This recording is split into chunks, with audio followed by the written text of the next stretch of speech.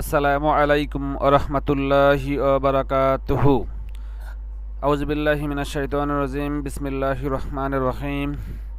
নাহমাদুহু ওয়া নুসাল্লি আলা রাসূলিহিল কারীম, আম্মা বা'দ। প্রিয় শিক্ষার্থীরা, তোমরা সকলে কেমন আছো? আশা করছি মহান আল্লাহ সুবহানাহু ওয়া তাআলার অশেষ মেহেরবানিতে এই নোভেল করোনা ভাইরাসের মধ্যেও নিজেদেরকে সুরক্ষিত রেখে নিরাপদে আছো, সুস্থ আছো এবং ভালো আছো। তোমাদের দয়ায় আলহামদুলিল্লাহ আমিও ভালো আছি। প্রিয় শিক্ষার্থীরা, তোমরা সকলে জানো আজকে এই নোবেল করোনা ভাইরাসের প্রাদুর্ভাবের পর থেকে শুরু করে প্রায় দীর্ঘ 6টি মাস অতিবাহিত হয়ে গেল। তোমরা বিদ্যালয়ে এসে পড়াশোনা করতে পারছো না। এতে পড়াশোনার এক অপূরণীয় ক্ষতি হয়ে গেছে, এটা আমরা সবাই বুঝতে পেরেছি, সবাই জানি। কিন্তু এতে এই কারো কোনো হাত নাই। এটা এই মহামারী থেকে পরিত্রাণ পাওয়ার একমাত্র উপায় হলো মহান আল্লাহর কাছে প্রার্থনা করা এবং কিছু স্বাস্থ্যবিধি মেনে চলে সচেতনতা থাকা এবং সচেতন থাকা।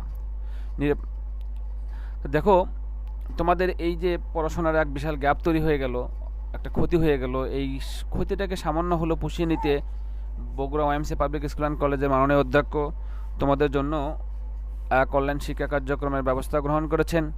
সে অনলাইন শিক্ষা কার্যক্রমে বগুড়া ওএমসি স্কুল অ্যান্ড কলেজের পক্ষ থেকে তোমাদের সকলকে স্বাগতম। প্রিয় শিক্ষার্থীরা, তোমরা সকলেই আমার পরিচয় জানো, তারপর আমার পরিচয় দেই। আমার পরিচয় সেটা হলো, আমি MD Nurul Islam Noor sir, assistant teacher English, Bogura OMC public school and college. আজকে আমি ক্লাস 8-এর English second paper topic suffix and prefix নিয়ে আলোচনা করব। যদিও হয়তোবা তোমরা অনেকে মনে করবা বাংলাদেশ সরকার তোমাদের জিএসসি পরীক্ষা অটো প্রমোশন দিয়েছেন, কিন্তু তারপরেও বলেছেন যে অটো প্রমোশন তার মানে এই নয় যে তোমাদের পড়াশোনা থেকে দূরে থাকা। তোমাদের পড়াশোনাকে বেগবান করতে, তোমাদের পড়াশোনার সাথেই থাকার জন্য মন্ত্রণালয় থেকে আমাদেরকে ডিকটেশন দিয়েছেন, যাতে আমরা তোমাদেরকে এই পড়াশোনার মাঝে রাখতে পারি। তারই একটা ধারাবাহিকতায় আজকে অনলাইন শিক্ষা কার্যক্রমের ব্যবস্থা। তো আমি আজকে সাফিক্স অ্যান্ড প্রিফিক্স নিয়ে আলোচনা করব। চলো দেখা যাক সাফিক্স অ্যান্ড প্রিফিক্সে আজ অধ্যায় কী রয়েছে।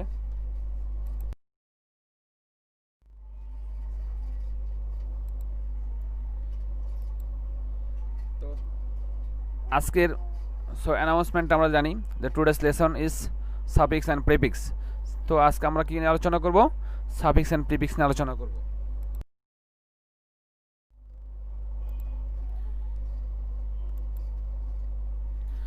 তো সাফিক্স অ্যান্ড প্রিফিক্সের প্রাইমারি কিছু কনসেপ্ট রয়েছে, যে প্রাথমিক কিছু ধারণা না হলে সরাসরি যদি আমরা সাফিক্স অ্যান্ড প্রিফিক্সে যাই তাহলে আমরা কিছুই বুঝতে পারবো না।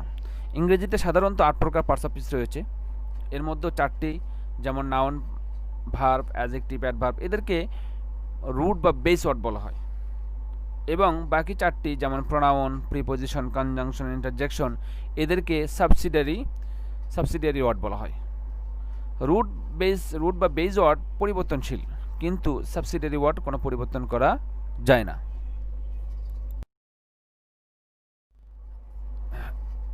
রুট ওয়ার্ড বা বেস ওয়ার্ডের শুরুতে বা শেষে বর্ণ বা বর্ণ সমষ্টিকে যুক্ত হয়ে যে নতুন শব্দ গঠন করা যায়, এই পদ্ধতিটিকে আমরা অ্যাফিক্স বলবো। আর এই পদ্ধতিতে উৎপন্ন নতুন শব্দকে আমরা ডেরিভেটিভস বলবো। এপিক্স অর্থ কী? এপিক্সের অর্থ হলো উপযোজনা, উপাঙ্গ, বাড়তি বা বর্ধন। তাহলে এপিক্স নিয়ে তোমাদের কাছে ধারণাটা ক্লিয়ার হয়ে গেল। এপিক্স এর অর্থ হলো উপযোজনা, যা দুই প্রকার। একটা হলো prefix and second is suffix. প্রিফিক্সের বাংলা হলো উপসর্গ আর সাফিক্সের বাংলা হলো প্রত্যয়। প্রি মানে পূর্বে আর ফিক্স মানে অবস্থান, তার মানে পূর্বে অবস্থান। প্রিফিক্স উপসর্গ, যেটা কি হয় কোনো শব্দের পূর্বে ব্যবহৃত হয়, পূর্বে বসে নতুন অর্থবোধক শব্দ তৈরি করে। সাপ অর্থ পরে, আর ফিক্স অর্থ অবস্থান, মানে পরে অবস্থান। যেটা সাফিক্সের অর্থ হলো প্রত্যয়। প্রত্যয় সাধারণত কি হয় কোনো শব্দের শেষে বসে কিছু নতুন শব্দ গঠন করতে সাহায্য করে। এক্সাম্পল হিসেবে আমরা যদি বলি, আই ডিসলাইক হিজ ম্যানার, তার এই আচরণটা আমি অপছন্দ করি। Charu is my faithful friend. Here in the sentence দেখো এই বাক্যে আমরা ডিস এবং লাইক দুটো কালারে বিভক্ত করেছি। কারণ আমি যদি বলি আই লাইক হিজ ম্যানার, এটাকে আমি যদি বিপরীত শব্দে পরিণত করি তাহলে আমাকে ডিস যোগ করে এটা অ্যান্টোনিম করতে হবে। তাহলে এই ডিসটা কি? এই ডিসটাকে আমরা কি বলবো, যেহেতু এটা শব্দের পূর্বে ব্যবহৃত হয়েছে তাই এটাই হলো prefix. Charu is my faithful friend. দেখো এখানে ফেইথফুল শব্দটিকে আমি দুটি ভাগে বিভক্ত করেছি, একটা হলো ফেইথ আর একটা হলো ফুল। তো ফেইথফুল, তো ফেইথ শব্দটার পরে একটা ফুল যোগ করে আমি একটা অ্যাডজেক্টিভ তৈরি করেছি। তো তাহলে এই শব্দটিকে আমরা মানে এদের কি বলবো? তো এই ফুল যোগ করার পরে পুরো মিনিংটা আসলো ফেইথফুল মানে বিশ্বাসী, যেটাকে আমরা কি বলবো? সাফিক্স বলবো, যাহা কোনো শব্দের শেষে যোগ হয়েছে।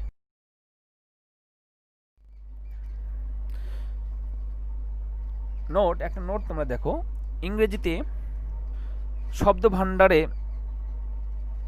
মোট 4টি ভাষায় এফিক্সের ব্যবহার রয়েছে, ল্যাটিন, গ্রিক অ্যান্ড হলো ফ্রেঞ্চ।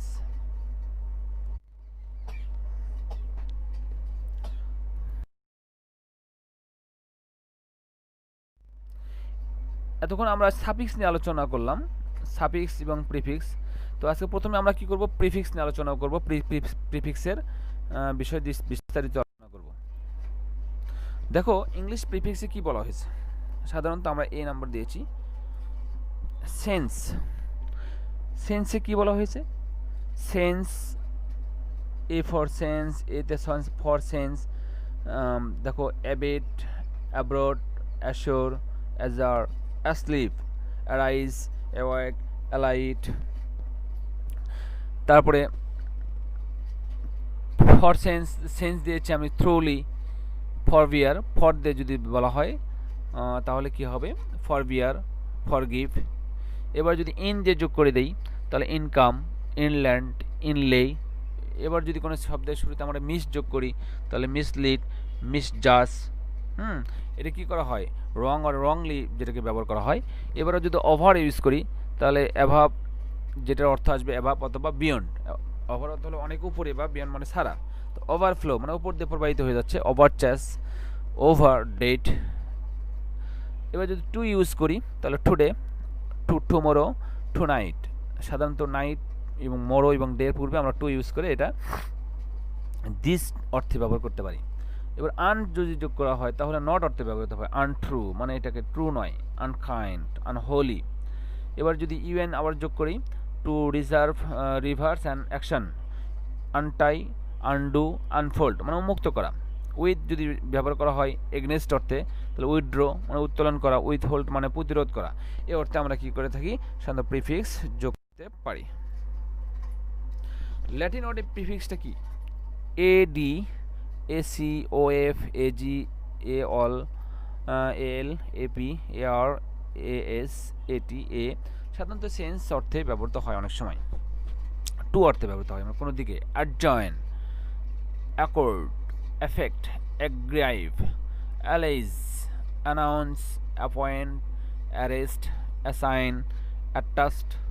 এবারে এন্টি যদি ব্যবহার করা হয়, এন্টি এটা সাধারণত বিফোর অর্থে ব্যবহৃত হয়, এন্টিডেট, অ্যান্টিসিপেট, অ্যানসেস্টর। এবার যদি বেনি যোগ করা হয় তাহলে বেনিফিকশন, বেনিডিকশন, বেনিফিট, বেনোভেলেন্ট, এক্সেট্রা। এবার যদি আমরা বিষ যোগ করি, বিস্কিট, বিসেট, বিনোকিউলাস। কয়েন যোগ করলে কি আসে? Content, collect, combine. ডি যোগ করলে কি হয়? ডিসেন্ট, ডিথ্রন, ডিপোজ। ডিস যোগ করলে কি হয়? Disjoin, dispose, differ, divide, so many like that. এবার যদি ডেমি যোগ করি তাহলে ডেমিগড। এইভাবে আমরা কি করে থাকি? ল্যাটিনে প্রিফিক্সের বিভিন্ন ইউজটা করতে পারবো। এরপর দেখো আরও কিছু প্রিফিক্স আমরা দেখবো ল্যাটিন ওয়ার্ডেরই এক্সট্রা।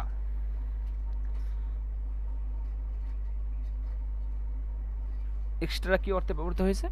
বিয়ন্ড বা আউটসাইড অর্থে। Extraordinary, extra ভেজেন্ট।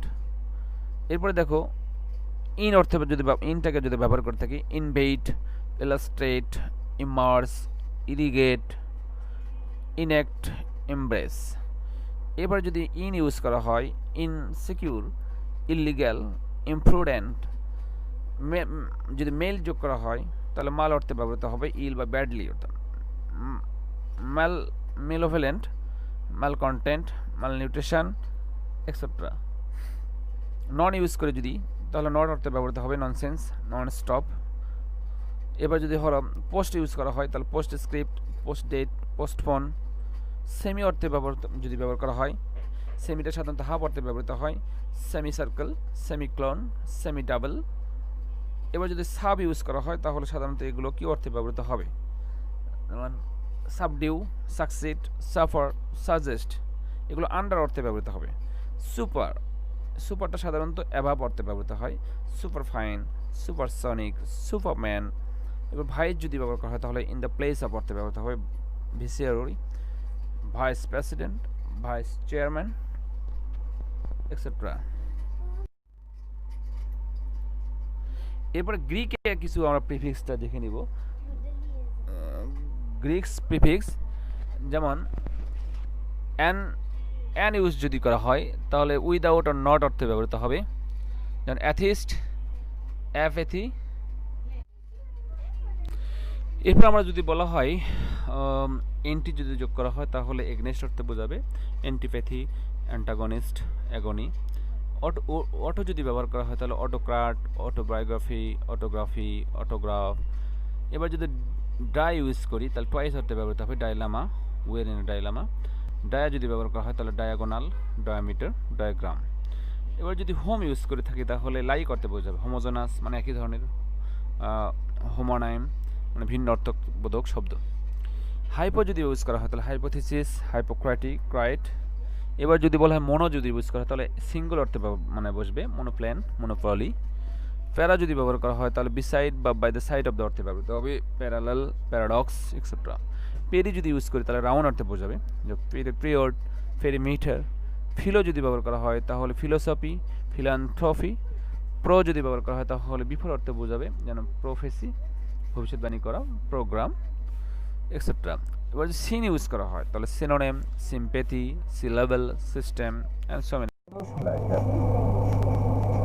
এবার দেখো অ্যানালিসিস অফ সাম ওয়ার্ডস, যেমন শোর, শোরে কি হবে, আসর দেওয়া হয়েছে, এই যোগ করা হয়েছে, আসর prefix. Rise, arise, give, forgive, deed, misdeed, diction, benediction, prudent, imprudent, content, malcontent, perimeter, metre, perimeter, thesis.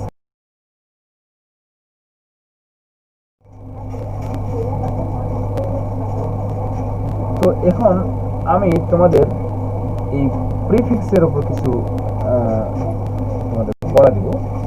এই প্রিফিক্সের এই পড়াটা তোমরা অবশ্যই বাসায় ট্রাই করবা, বাসায় ট্রাই করে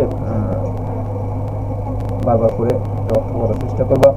তো প্রিয় শিক্ষার্থীরা, কথা না বাড়িয়ে তোমাদের সবার সুস্বাস্থ্য কামনা করে আমাদের দোয়া চেয়ে আজকের ক্লাস এখানে শেষ করলাম। আখির দাওয়ানা আলহামদুলিল্লাহি রাব্বিল আলামিন।